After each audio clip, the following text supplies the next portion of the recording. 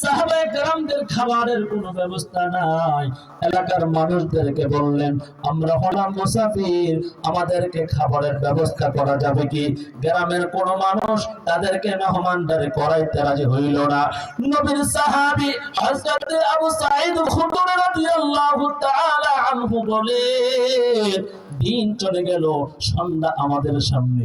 সাহাবায়ে কেরাম সারাদিন কিছুই খাই নাই, সকলের চেহারা মলিন হয়ে গেছে। এমন সময় গ্রামের এক শ্রেণীর মানুষ আমাদের কাছে আয়েশা বলেন, তোমরা কারা গো? তোমাদের মধ্যে এমন কোন ব্যক্তি আছে কি আমাদের এই গ্রামের সবচাইতে বড় সর্দার যিনি, তাকে সাপে সবল মেরেছে, বিষাক্ত সাপ, লোকটাকে পূজায় শিক্ষা করতে পারে নাই, সুস্থ করতে পারে নাই, ডাক্তার কবিরাজ সবাই ব্যর্থ হয়ে গেছে। আপনাদের এই কাফেলার মধ্যে কেউ কি আছেন আমাদের গ্রামের সবচাইতে বড় সর্দারকে সুস্থ করে দিতে পারেন? নবীর সাহাবায়ে কেরামদের মধ্য থেকে উত্তর এলো, 100 বকরি যদি দাও, 100 ছাগল যদি দাও, সাপে কাটা এই রোগীকে আমরা সুস্থ করে দেব। একটু জোরে বলেন না সুবহানাল্লাহ।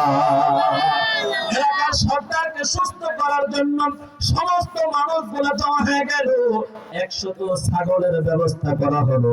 আমার ভাইরা, কোরআন হলো মানব দেহের শিফা, কোরআন হলো মানব দেহের শিফা। সাহাবায়ে কেরাম সুন্দর করে উযু বানায়া